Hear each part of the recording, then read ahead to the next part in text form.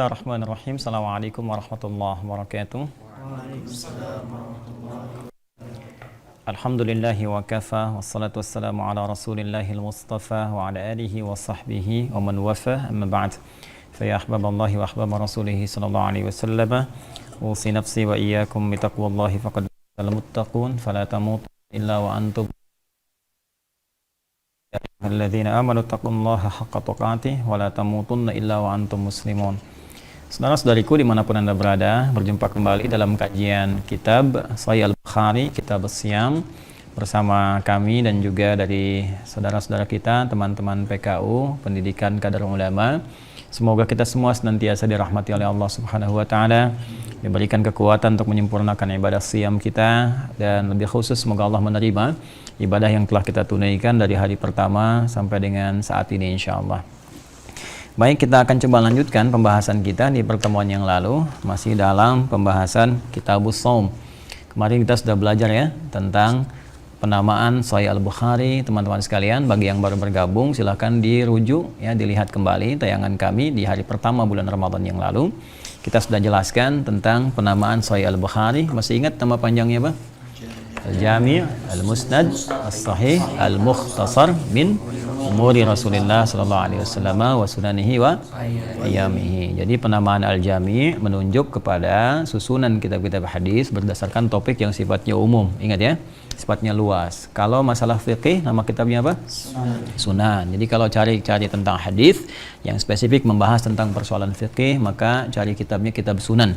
Ya, di antara sunannya ada apa yang dihafalkan? Sunan Tirmidzi, Abu Daud, An-Nasai, ya, Ibnu Majah, dan yang lain seterusnya. Kemudian kalau kita ingin mencari misalnya kumpulan para sahabat yang meriwayatkan hadis, kitab apa namanya? Musnad. Yang paling populer Musnad apa? Imam Ahmad bin Hanbal. Jadi kalau kita ingin cari Sayyidah Aisyah misalnya, kalau ada saudari kita ya atau ibu misalnya pengen tahu Sayyidah Aisyah hadisnya apa saja, pengen seperti beliau, nah itu boleh cari kitab Imam Ahmad, cari Musnad Sayyidah Aisyah radhiyallahu taala anha. Ya, termasuk misalnya musnadnya siapa lagi? Ibnu Abbas radhiyallahu taala anhuma dan lain sebagainya. Kalau kita ingin cari hadis nih dari alfabetis misalnya atau topik misalnya, apa kitabnya? Mu'jam. Yang paling populer apa di antaranya? Mu'jam Tabrani ya. Jadi nanti bisa dilihat. Nah, sekarang bersama kita kitab Sahih Al-Bukhari. Kita telah menguraikan pembuka ya di kesempatan yang lalu tentang sistematika kitab Sahih Al-Bukhari, kenapa dinamakan Sahih Al-Bukhari. Kemudian kita sudah masuk kepada kitab yang ke-30 karena spesifik membahas tentang kondisi Ramadan, yaitu Kitabus Shaum. Kita sudah bahas pertemuan lalu tentang Shaum dan Siyam. Masih ingat Shaum disebutkan berapa kali dalam Al-Quran? Satu kali. Surah apa? Maryam. Ayat ke berapa? 26 ya. Kemudian Siyam disebutkan berapa kali? 9 kali. Jadi kalau disebutkan Shaum, masih ingat ya, maknanya luas ya, mencakup semua makna puasa, menahan. Jadi apapun yang ditahan itu namanya apa? Shaum. Tapi kalau kita bicara tentang puasa dalam pengertian punya ketentuan khusus, punya syaratnya ya, punya aturan-aturannya, maka yang disebut namanya apa?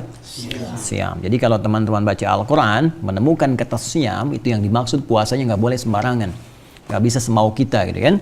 Nah, tapi ada aturan yang melekat yang harus kita ikuti. Disebutkan berapa kali Siyam dalam Al-Quran? 9 kali. Nah, dan puasa Ramadan juga menggunakan kata Siyam. Al-Baqarah 183 kan? Ya ayyuhalladzina amanu kutiba alaikumus Siyam. Nah, ini menunjukkan bahwa puasa Ramadan nggak boleh orang sembarangan semaunya. Ya, kalau pengen puasa pengen buka ya pengen, tidak begitu. Ada aturan, ada ketentuannya, syarat dan ketentuan berlaku ya. Jadi, nah di sini Kitabus Shaum, kenapa menggunakan kata Shaum? Seperti pernah kita uraikan di pertemuan lalu bahwa karena dalam penjelasan ini hadis-hadis ini nanti akan mencakup segala hal yang terkait dengan puasa. Ya, bukan hanya Ramadan saja, nanti ada korelasi dengan puasa-puasa sunnah, ada dalam konteks menahan dan sebagainya. Karena itu di sini menunjukkan kefaqihan dari segi bahasa Al-Imam Al-Bukhari, jadi mengerti dan paham bagaimana beliau memilih kata-kata yang sesuai dengan topiknya. Baik, kita kemarin sudah bacakan hadisnya ya.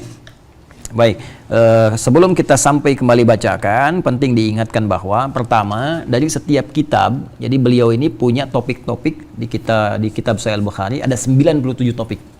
Setiap topik diberi nama dengan kitab.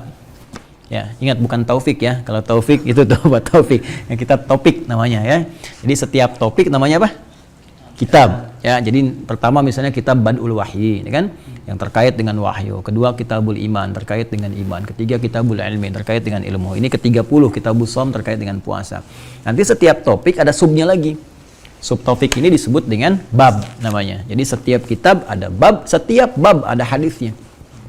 Nah, kalau sebelum sampai kepada babnya, biasanya setelah kitab, nah masuk kemudian akan sampai kepada bab, itu nanti akan disampaikan dalil Al-Qur'annya dulu.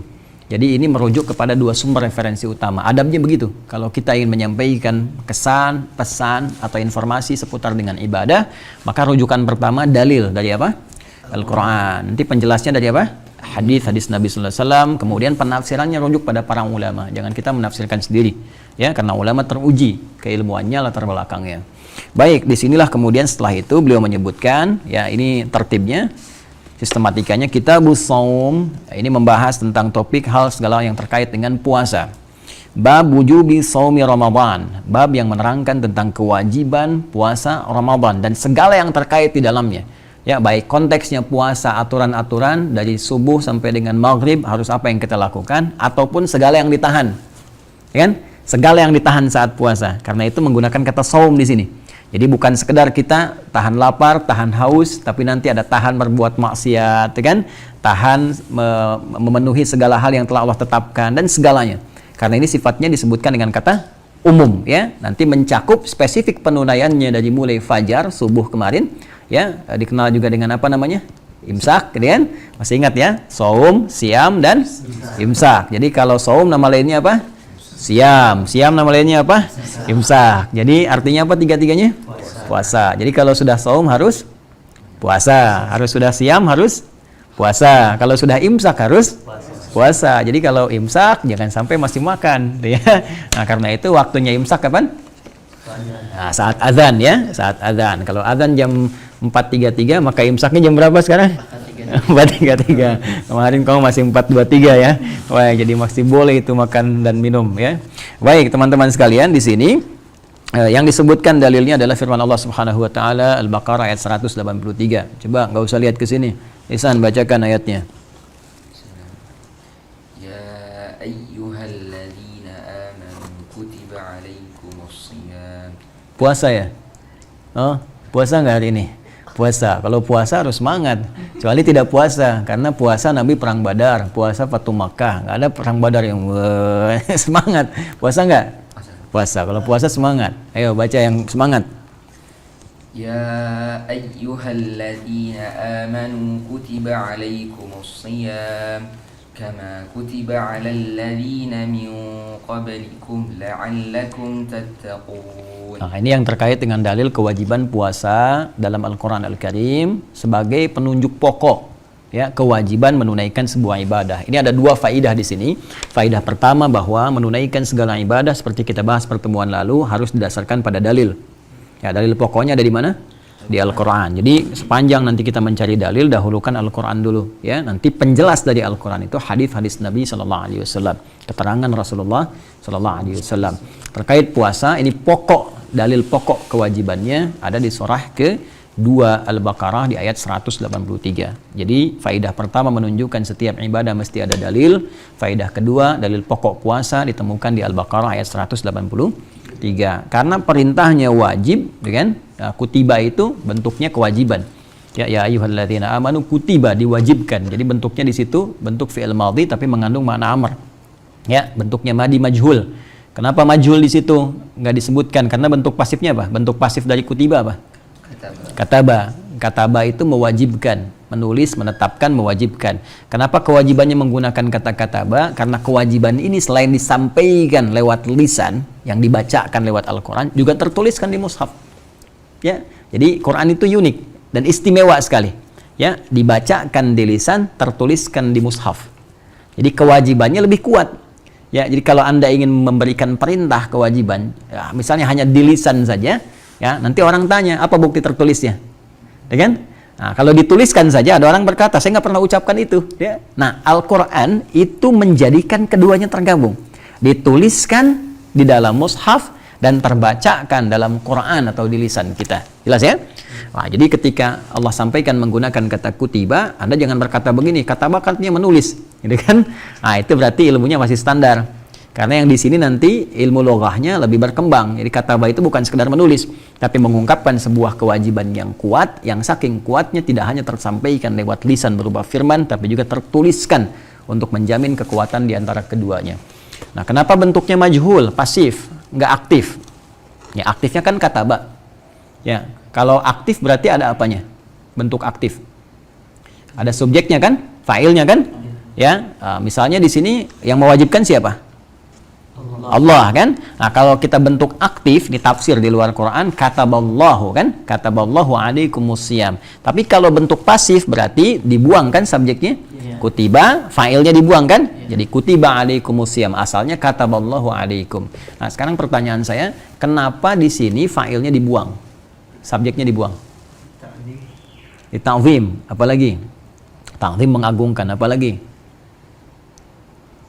Ta'zim itu ada betul ya, ada benarnya di situ, tapi yang paling mendekati adalah untuk menunjukkan apresiasi terhadap keimanan seorang hamba. Sekaligus menguji tingkat keimanan kita.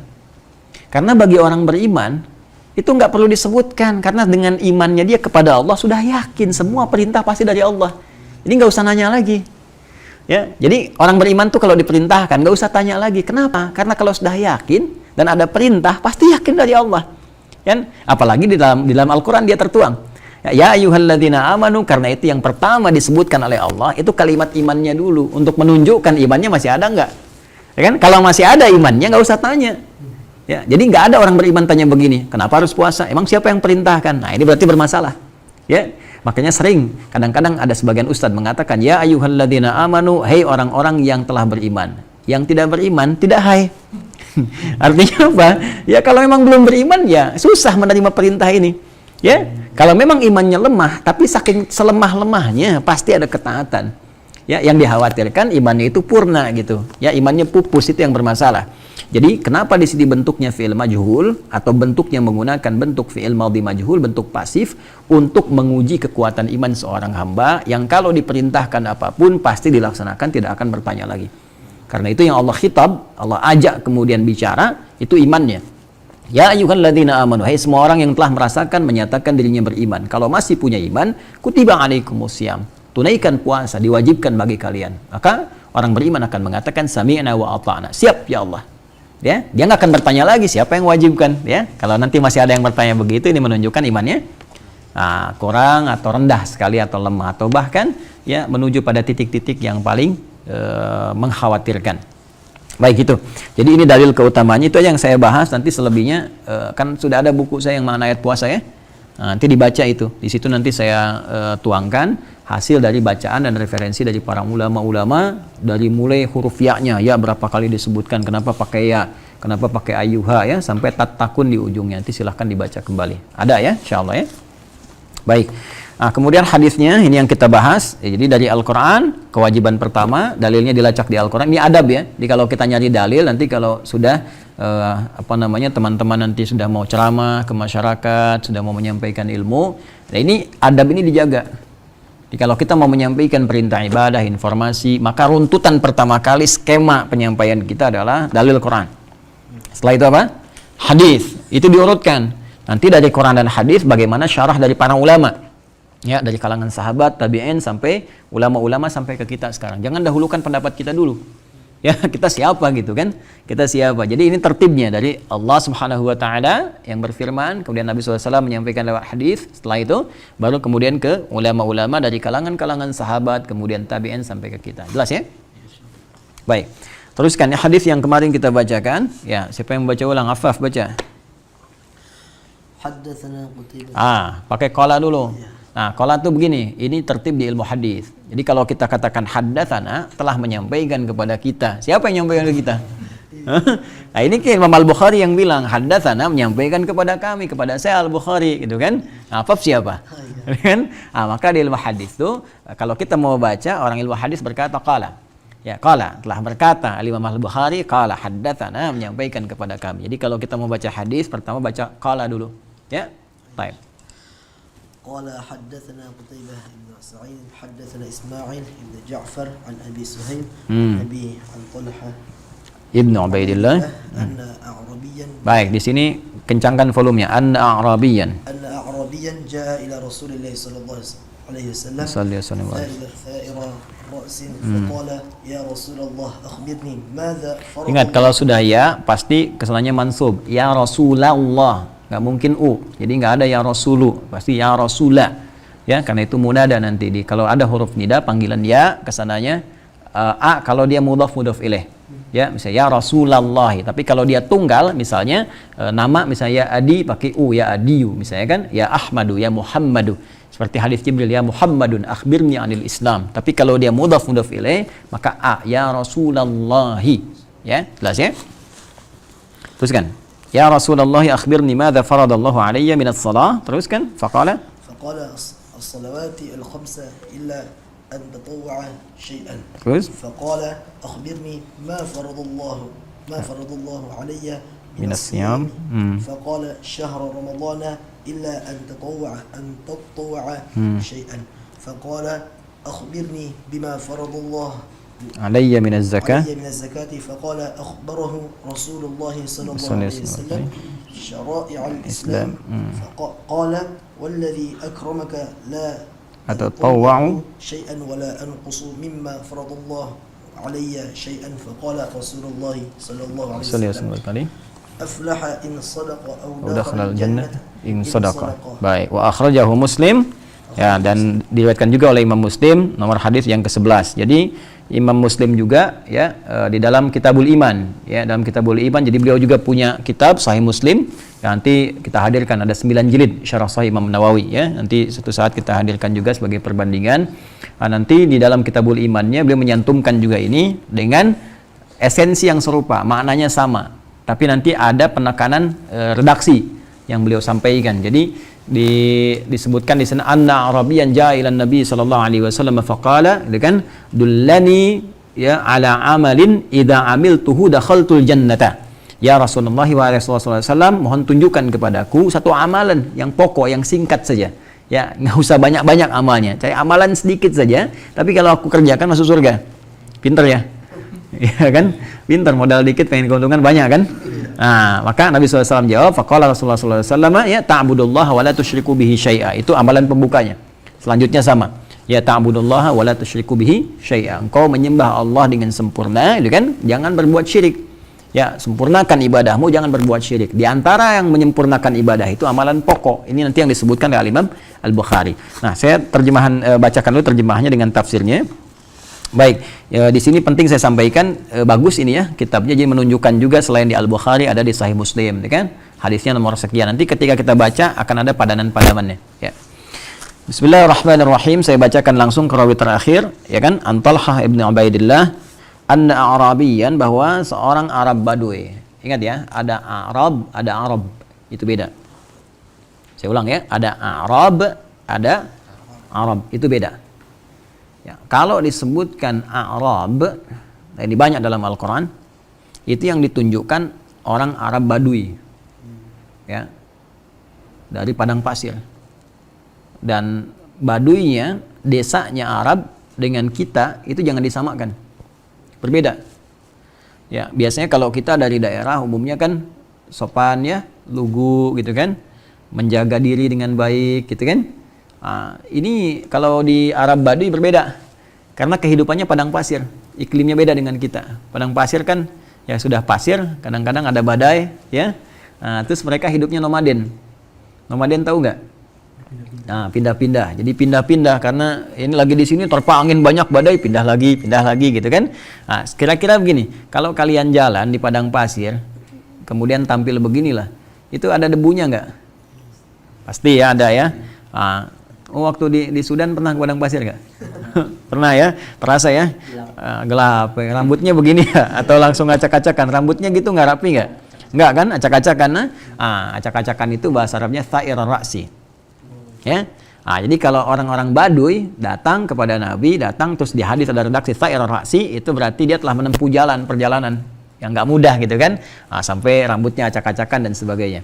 Jadi kalau ada istilah redaksi Arab, maka Arab mana? Baduy. Nah, karakteristik Arab Baduy di Arab itu beda dengan kita di sini. Sekali lagi, jadi tadi ya keadaannya sering berpindah-pindah, iklimnya keras. Karena keras itu sifat mereka pun ada kerasnya. Kadang-kadang nggak konsisten, sekarang bilang A, besok B gitu. Ya, makanya di Al-Quran jelas kalimatnya Al-A'rabu asyaddu kufra wa nifaqa. Ada lagi misalnya yang mengatakan beriman di lisan, hatinya nggak nyampe. Ada. Ya, ingat ayatnya? Ya, surat apa nih? Qalatil a'rabu amanna. Surat apa? Al-Hujurat. Ayat berapa? 14, gitu kan? Ah, coba bacakan ayatnya. Apa yang baca? Faiz baca. Qalatil a'rabu amanna qul lam tu'minu walakin qulu aslamna walamma yadkhulul imanu fi qulubikum. Sampai situ dulu. Nah, kebayang nggak? Qalatil a'rabu amanna. Seorang Arab Badui berkata, gitu kan? Dia mewakili teman-temannya, kami telah beriman. Ya, Nabi kan nggak bisa menghukumi hati seseorang kecuali dengan petunjuk Allah. Turun wahyu mengatakan, kulam tu'minu, katakan pada mereka, kalian imannya belum serius tuh. Ya, baru di lisan aja, walakin qulu aslamna. Katakan kami baru masuk Islam, karena formalitas untuk masuk Islam itu kalimat syahadat kan? Asyhadu an la ilaha illallah, asyhadu anna Muhammadan. Nah, itu yang diucapkan pakai apa? Lisan, berarti baru di lisan. Nah, untuk menguji sampai enggak iman itu, kalimat itu ke hati kita. Kalau sudah sampai, baru jadi iman. Mukmin namanya. Ya, jadi mukmin. Jadi kalau muslim mengucapkan di lisan, imannya nyampe lisan. Begitu iman nyampe ke dalam qalbi, maka berubah statusnya dari muslim jadi apa? Mukmin. Beda antara sampai ke hati dengan masih di lisan, itu beda. Ya, kalau di lisan tuh semua bisa berkata, ngaku. Ya, persis dengan orang berkata begini, aku mencintaimu gitu kan, itu kan di lisan. Nah, baru itu terbukti kalau sudah dituliskan di buku nikah. Ya, makanya kalian jangan main-main nanti ya. Jangan macam-macam. Kalau ada yang bilang aku mencintaimu, kita buktikan aja. Nanti cinta kita di buku nikah, kan? BPKB namanya, buku pernikahan kita berdua. Catat, Izan. Ya gitu ya. Nah, iman juga begitu. Karena masalah iman keyakinan sama dengan cinta. Ya, harus sampai ke hati. Cinta kalau cuma di lisan nggak nyampe ke hati, nggak ada perhatian. Ya. Ibu kalian, ayah kalian mencintai kalian dengan hatinya, makanya memperhatikan. Ada perhatian, dirawat, disayang-sayang dan sebagainya. Kalau enggak disayang kalian, nggak akan dilihat, nggak akan diperhatikan. Ya, beda. Tapi kalau cuma cinta itu cuma di lisan, nggak sampai ke dalam hati, perhatian nggak akan ada. Sama dalam ibadah juga. Kita mengatakan cinta, mengatakan yakin kepada Allah, cuma nggak nyampe hati, maka nggak ada perhatian. Dipanggil sholat, nggak perhatian. Kan? Disuruh puasa, nggak serius. Begitulah keadaan iman. Makanya kalimatnya walamma yadkhulul imanu fi qulubikum. Imannya belum sampai ke dalam hati, ke dalam jiwa. Jelas ya? Paham ya? Nah, jadi di sini kalau disebutkan Arab ya tipikalnya begitu. Ya, tapi sebegitu-begitunya masih ada di antara mereka itu yang berjuang untuk ibadah mencari bekal. Gitu. Anda bayangkan tuh, orang-orang Arab Baduy tinggalnya tidak menetap, sering diterpa badai, masih mau beriman, masih mau berusaha sungguh-sungguh gitu. Ya kan? Gitu, dan dia datang kepada Nabi, berjuang datang sampai rambut acak-acakan, ya kan? Nah, sekarang bandingkan dengan kita sekarang, hidup nyaman, tempat menetap baik, makan enak dan sebagainya. Masa nggak ada perjuangan untuk belajar, ya kan? Lagi kalian gitu kan, kalian diberikan oleh Allah kesempatan untuk belajar, difasilitasi dan sebagainya. Kalau tidak dibalas dengan kesungguhan, dosa di hadapan Allah Subhanahu Wa Taala, ya. Nah, jadi kita teruskan. Nah, makanya di sini kalimatnya anna Arabiyan ja'a ila Rasulillah sallallahu alaihi wasallam tha'ira ra'si. Nah, ada kan? Tha'ira ra'si dalam keadaan rambutnya acak-acakan. Nah, kalau misalnya bukan orang Baduy, Arabnya disebut Arabun namanya. Arab itu kalau sudah disebut Arab berarti berpendidikan. Ya, nanti tampilannya beda. Kalau kalian umrah atau haji insyaallah ya, ada sebagian yang sudah berangkat, nanti dilihat rapi bersih. Ya, orang-orang Arabnya itu berpendidikan, kata-katanya itu biasanya halus ya, biasa. Tapi kalau misalnya Arab yang nggak berpendidikan dari padang pasir, nah itu biasanya kalau nawarin di Mekah ya kalimatnya kencang tuh. Ini mobilnya banyak debu, gitu kan. Nah, kadang-kadang nggak stabil ya antara ongkos sekarang dengan jalan gitu. Nah, itu Arab namanya. Nah, kemudian fa'ira ra'si kalau dikonotasikan pada konteks kehidupan kita biasa itu bisa diartikan juga dengan beruban. Ya, misalnya kita ingin melihat misalnya Asy-Syaikh Syaibani fa'ira ra'si, bapak tua itu sudah beruban, ya kan? Nah, kalau saya misalnya bilang ihsan tha'ira ra'si, itu berarti banyak pikiran, jadi ubanan banyak gitu ya. Nah, jadi kalau kita ingin katakan untuk orang Arab Baduy tha'ira ra'si berarti rambutnya apa? Acak-acakan. Kalau acak-acakan berarti menempuh perjalanan. Dia menempuh perjalanan untuk bertanya pada Nabi demi menguatkan keislamannya. Itu kurang lebih. Faqala, dia bertanya pada Rasulullah SAW, ya Rasulullah SAW, akhbirni madza faradallahu alayya minas salah. Ya Rasulullah SAW, mohon sampaikan padaku apa yang Allah fardukan, yang fardu saja kepadaku dari salat. Ya, saya masuk Islam, saya sudah beriman, berislam, dan saya dapat informasi bahwa saya mesti salat. Terangkan kepada saya yang pokoknya aja. Kan? Yang pokoknya aja apa? Kalau yang tadi di hadis Muslim, dullani ala amalin idza amiltuhu dakhaltul jannah, cukup tunjukkan padaku amalan yang singkat itu kan. Nah, dari singkat itu yang fardu. Kenapa? Karena tempat kehidupan dia itu menyulitkan dia. Ya, dalam kondisi sulit ini maksudnya nggak ideal untuk yang sunnah-sunnah. Ya, untuk tahajud baru bangun malam angin datang, kencang gitu kan. Nah, bisa tenda roboh macam-macam sebagainya. Dia pengen jaga, yang penting pokoknya itu nggak hilang gitu. Jelas ya? Nah, jadi dia tanya pada Nabi SAW apa yang pokok dari salat. Maka dijawab oleh Nabi SAW, faqala as-salawatil khamsa. Ya, as-salawatil khamsa di sini menggunakan ti, kan bentuk nasab dari jamaknya, kemudian khamsa sifatnya, ya. Jadi kalau muannas nanti sifatnya jadi disamakan dengan mudzakkar, ya. Misalnya ini kan asalnya salatun, ya, salatun khamsatun. Kalau jadi jamak salawat, jadi maka kembalikan ke mudzakkar khamsa. Ya, tapi kalau ke mufrad as-salatul khamsatu, ya kan? As-salatul khamsatu. Jelas ya, al-madrasatul ula misalnya kan. Nah, tapi kalau kita misalnya jadikan ke dalam bentuknya jamak, maka di sifatnya ini bisa dua sebetulnya, ya, bisa ke muannasnya, bisa ke mudzakarnya. Tapi kalau untuk menekankan kefasihannya menggunakan mudzakar di sini. As-salawatil khamsa. Jelas ya? Nanti di bilangan adad namanya masuknya, nanti di bab adad. Bab adad itu bab bilangan, itu enggak seperti sifat-sifat biasa. Ya, adad itu kalau masuk kepada yang muannas dijamakkan, maka kecenderungannya menggunakan sifat mudzakkar. Baik, cukupkan olehmu itu menunaikan sholat fardu yang 5 saja, 5 waktu. Jadi ini menunjukkan sholat fardu ada berapa waktu? 5 ya, subuh, zuhur, asar, maghrib, isya. Ingat ya, kalau mau online terhubung dengan Allah, nomornya 24434. Ya, 24434. 2 sholat subuh, 4 zuhur, kemudian 4 asar, 3 maghrib, 4 isya. Ya, kalau salah pencet nomor berarti kurang sholatnya, ya. Kurang sholat atau kurang rakaat atau kelebihan rakaat, ya. Jadi salah, nggak akan nyambung. Kalian salah pencet nomor nggak akan nyambung, ya. Mau nelpon Joni nyambungnya ke Cepi misalnya kan, kan nggak masuk gitu. Joni mana Joni? Belum datang ya? Nah, ntar kalau sudah datang ya, kita kenalkan dengan pemirsa. Ya, baik ya. Baik, bismillah, teruskan. Illa antatawwa syai'a, kecuali engkau mau berusaha keras. Tadi itu tasnya 2 tuh. Ya, sebetulnya bisa tatawwa, bisa tatawwa. Coba bacakan Al-Baqarah ayat 158. Kan? Innas safa wal marwata min sya'illah. Faman hajjal baita wa i'tamara fala junaha alaihi ay yattawaf bihima. Faman kan? Tatawwa kan? Khaira. Sama juga di Al-Baqarah 184. Ayyaman ma'dudat. Faman kana minkum maridan aw 'ala fa'iddatun min ayamin wa 'alal ladzina yutiqunahu fidyatun. Teruskan, paman? Tatawwa kan? Nah, di situ tatawwa. Di sini tatawwa. Kenapa tasydidnya 2? Tasydid itu asalnya dari kata syiddah. Sadda yashuddu, ya kan? Tasdidan wa syiddatan. Kalau di dalam harakat itu tandanya double. Ya kan? Sesuatu yang disatukan. Tapi kalau dalam fiqh lughah ini menunjukkan sesuatu yang enggak mudah. Ya, butuh perjuangan besar. Nah, Nabi tahu ini orang Arab Baduy ini spesial yang ini perjuangan dia untuk yang pokok aja berjuang.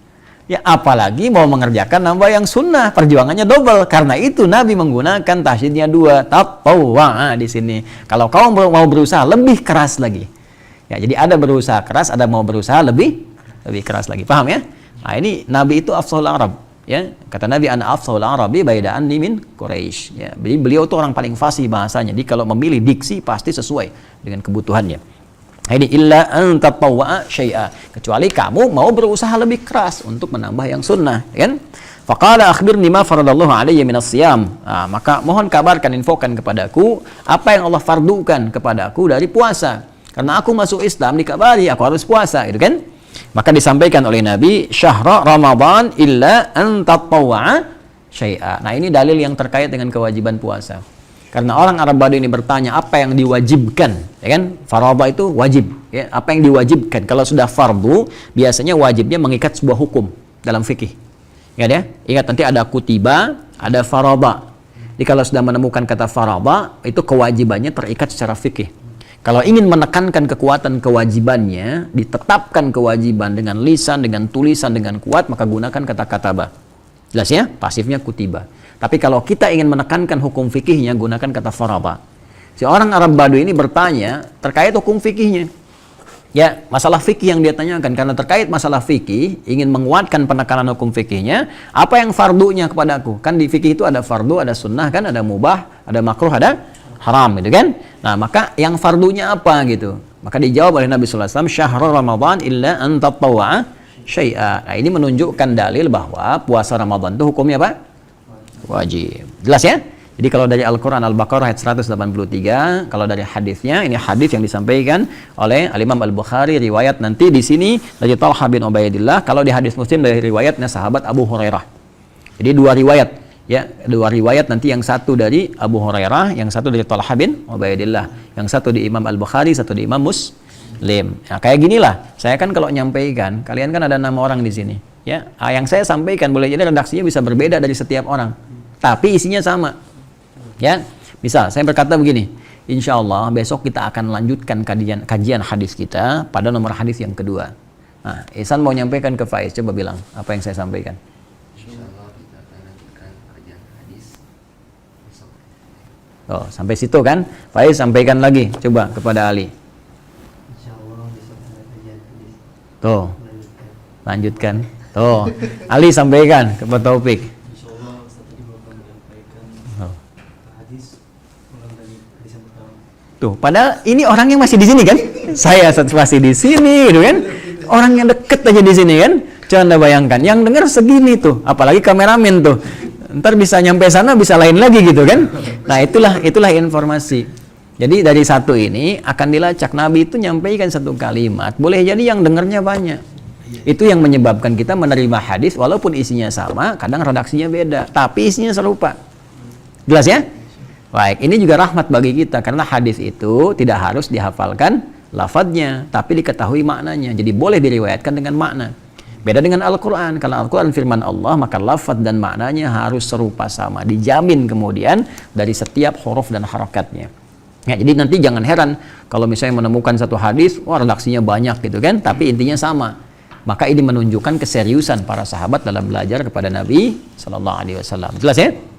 Nah, di sini juga redaksi Al-Imam Al-Bukhari, di sini langsung kepada An-Arabiyan, redaksi Imam Muslim yang dari sahabat Abu Hurairah radhiyallahu taala anhu, itu menunjukkan ta'budullaha ya wala tusyriku bihi syai'a. Ya, jadi pembukanya yang berbeda, tapi walaupun sebetulnya esensinya sama, ya. Jadi bukan beda dalam beda paradoks atau bertentangan, tapi menunjukkan variasi dalam penyampaian. Yang kejadiannya sama-sama begitu. Ini kan kalau disampaikan tiga-tiganya kejadian semua kan, betul kan? Nah, ini nggak nyebut saya dua ini, itu nyebut saya Ustaz Adi kan? Baik kan? Dan betul kan? Ketika yang menyampaikan siapa? Ustaz Adi kan? Beda kalau misalnya kata Pak Taufik besok, nah itu berarti sudah lain kan? Ya kan? Kecuali kata Pak Taufik Ustaz Adi menyampaikan, nah itu sudah ada lompatan, tingkatan rawi lagi. Ya, nanti dalam ilmu hadis pun begitu. Ya, makanya nanti kita kenal tabaqah nanti ya. Ada tabaqahnya, tabaqah siapa, sahabatkah, tabi'inkah dan sebagainya. Nah, rawi-rawi yang melompat derajat hadisnya bisa beda. Di situ kita kenal hadis marfu misalnya, ya. Marufi'a ila tabi'in, marufi'a ila sahabi. Nanti dilompatkannya kepada siapa. Jelas ya? Nah, nanti kalau tengah-tengahnya hilang disebut hadisnya mu'dal, ya. Nanti ada hadis mursal dan macam-macam. Itu dari segi rawi. Nanti kita belajar insyaallah. Baik, lanjutkan. Nah, ini jadi kalimat di hadis ini menunjukkan dalil kewajiban saum apa? Ramadan, siam Ramadan. Faqala akhbirni bima faradallahu alayya minaz zakah. Maka dia bertanya lagi, ya Rasulullah, mohon infokan kepadaku apa yang wajib dari zakat. Ya, maka Nabi mulai merasakan nih, wah ini akan panjang pertanyaannya kalau nggak dijelaskan tuntas yang fardu aja. Ya kan? Kenapa? Karena tadi kan satu-satu kan? Ya, nanya pertama tentang apa tadi? Salat. Kedua apa? Puasa. Ketiga apa? Zakat. Nah, sedangkan yang fardu masih ada keterangan di syariat-syariatnya. Ya, ada haji gitu kan? Baik, nanti ada lain-lain lagi yang termasuk dalam syariat. Makanya kalau ada orang yang seperti itu bertanya dan kita duga masih banyak pertanyaan terkait, jelaskan seutuhnya sampai nggak ada celah bertanya lagi. Paham ya? Nah, maka di sini dijelaskan oleh Nabi. Fa akhbarahu Rasulullah sallallahu alaihi wasallam syara'i'al Islam. Maka Nabi jelaskan syariat Islam yang pokok. Nah, ini sudah gaya bahasa dari Al-Quran juga. Al-Quran ngasih manhaj kepada kita, ngasih jalan. Jadi kalau ada orang bertanya dan pertanyaan itu akan terkait dengan aspek lain, jelaskan ke aspeknya walaupun nggak ditanyakan. Kecuali kita jawab kemana-mana yang nggak ada kaitannya. Contoh misalnya, Al-Baqarah ayat ke 215. Siapa bisa bacakan? Paling kanan sebelah bawah. San. Yas'alunaka madza yunfiqun. Ma anfaqtum خير فللوالدين والأقربين واليتامى والمساكين وابن السبيل وما تفعلوا من خير فإن الله به عليم. Baik, coba lihat pertanyaannya kan satu. Yas'alunaka madza yunfiqun. Mereka bertanya kepada Muhammad sallallahu alaihi wasallam, apa yang harus diinfakkan? Jadi kalau mau infak itu apa yang harus diberikan yang paling bagus? Jawabannya kan itu kan? Jawabannya satu kan? Pertanyaan kan satu. Maka Allah jawab dengan dua jawabannya. Satu, qul ma anfaqtu min khair. Katakan Muhammad SAW, kalau mau infak yang terbaik apapun bendanya. Jadi kalau mau infak misalnya baju, ya bukan sekedar layak pakai, bagus gak dipakainya. Gak harus baru, tapi ketika orang itu pakai merasa nyaman gitu. Kalau layak mungkin dilayak-layakin bisa gitu kan. Nah, tapi nyaman gak orang itu pakai. Kalau uang, nyaman gak diterimanya. Ya kalian ngasih ke bank atau ke toko-toko aja kalau lecek ya, apa bahasa Indianya, the kill of the kumel dia ya kan belum tentu diterima ya, lecek banget apalagi ke penukaran uang ya, pengen beli dolar, oh ini lecek nih nggak bisa diterima gitu kan. Ya masa tega-tega nian dimasukkan ke kotak infak ya kan, kalian urusan zakat mal yang lecek, zakat mal yang bagus gitu kan, itu kan nggak adil gitu ya. Maka khair itu yang terbaik, paling bagus. Demikian kita kalau ingin memberi. Nah, lalu Al-Quran teruskan, bukan sampai di situ. Falil walidain wal aqrabin wal yatama wal masakin wabnis sabil. Nanti orang ini pasti nanya lagi, kalau ada yang paling bagus kasih ke siapa? Maka sebelum bertanya kita jawab. Berikan yang spesial untuk orang tua dulu. Jadi kalau kita mau infak, mau ngasih, dahulukan orang tua dulu. Karena berapa ya infak orang tua untuk kita? Ya kan? Nggak terbayang. Jadi jangan sampai infak jauh-jauh, ibu sendiri, bapak sendiri, ya berharap-harap kan orang tua sifatnya nggak pernah minta. Ya, tapi terasa gitu. Ya, malam ini kemana ya? Ya, kamu kemana? Itu sebetulnya ada keinginan tuh, tanya aja. Ya, tanya semampu kita khidmat kan. Kemudian wal aqrabin kerabat, wal yatama yatim, wal masakin orang miskin, wabnis sabil yang kesulitan di perjalanan. Kan? Nah, itu diantara manhaj dalam Al-Quran. Kalau ada orang bertanya, ada kaitan berkelindan, maka jawab itu walaupun mungkin tidak sampai pertanyaan itu tersalurkan. Paham ya? Kemudian selanjutnya walladzi akramaka la atatawwa. Tuh, pastinya udah beda tuh. Ya kan? Nabi kan illa antat tawwa syai'a. Tapi orang ini jawab tuh walladzi akramaka la atatawwa. Pasti dia cuma satu kan? Dia tidak berkata la atatawwa kan? Dia berkata la atatawwa. Kenapa? Ini mirip sekali di surah Al-Kahf. Coba. Ketika Nabi Musa alaihissalam belajar kepada hamba Allah yang saleh Khidir alaihissalam, ya, jawaban Khidir selalu jawabannya selalu apa? La tastati' alaihi sabra. Ya, malam tastati' alaihi sabra. Coba bacakan salah satu ayat yang ada kalimat itunya.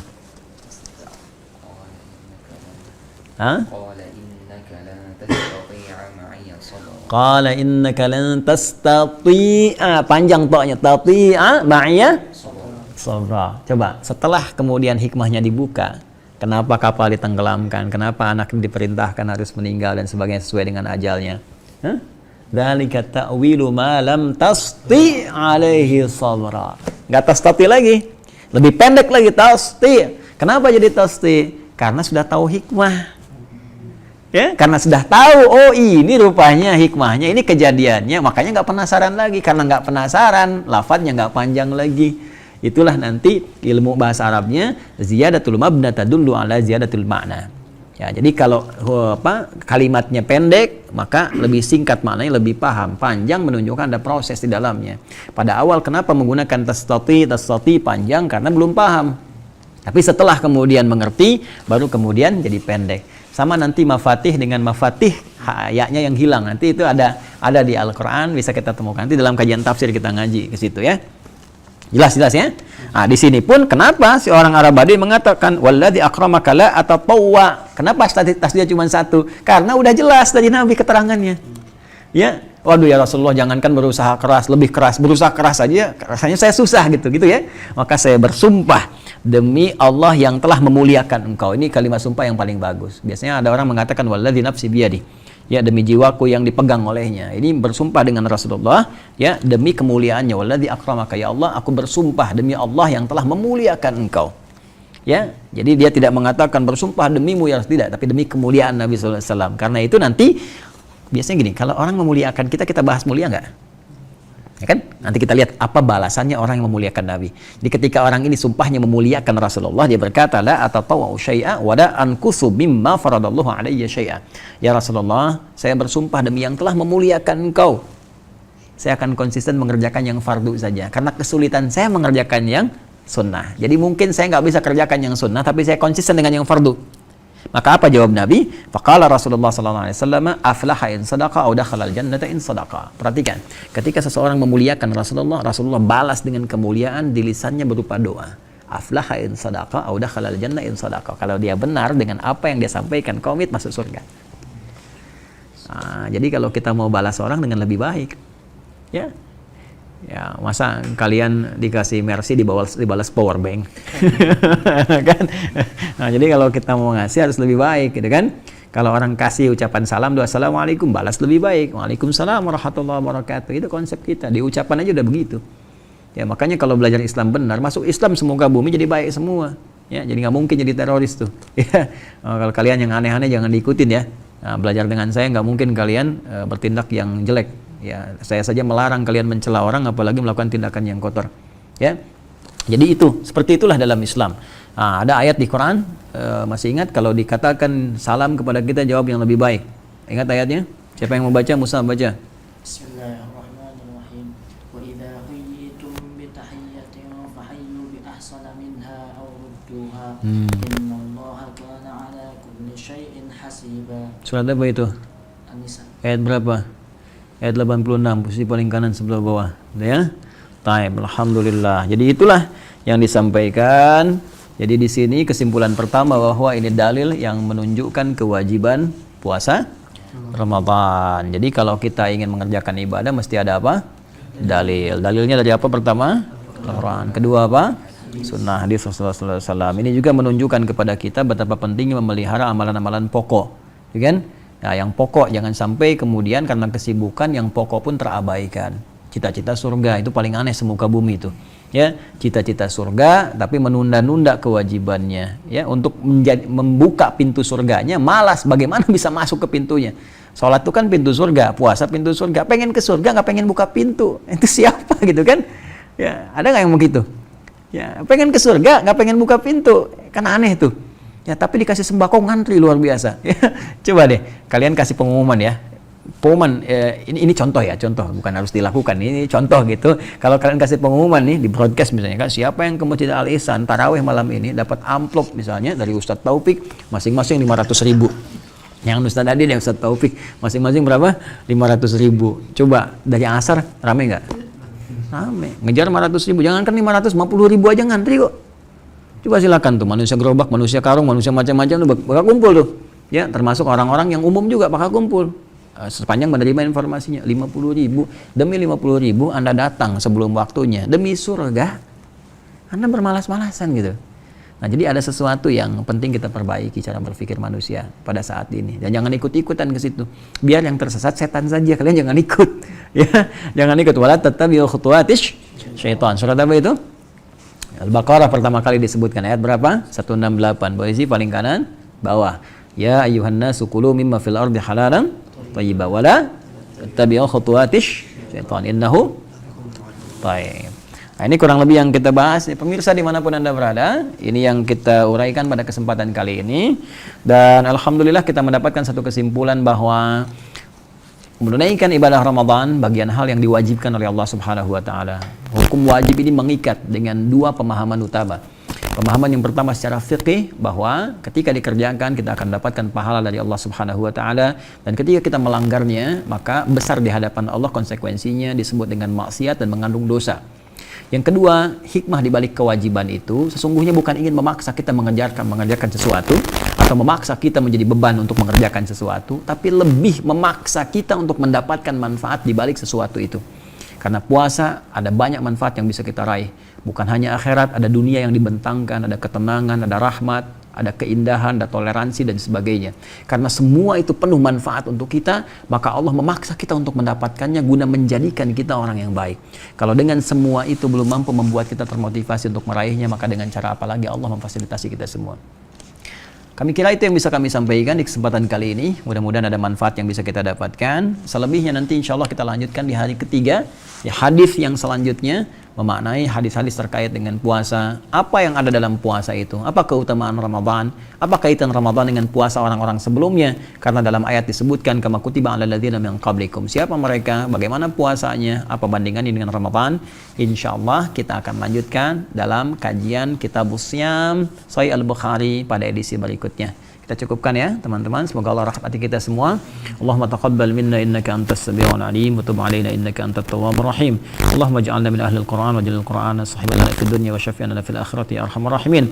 Warzuq fi qulubina ya Allah hubbaka wa hubba nabiyyika sayyidina Muhammad sallallahu alaihi wasallam waj'alna min atba'i sunnati nabiyyina Muhammad sallallahu alaihi wasallam wa sallallahu ala habibikal karim rasulikal mustafa al-amin sayyidina Muhammadin wa ala alihi wa sahbihi ajma'in. Wa akhiru da'wana subhanakallahumma wa bihamdika nashhadu an la ilaha illa anta nastaghfiruka wa natubu ilaik. Walhamdulillahi rabbil alamin. Assalamualaikum warahmatullahi wabarakatuh.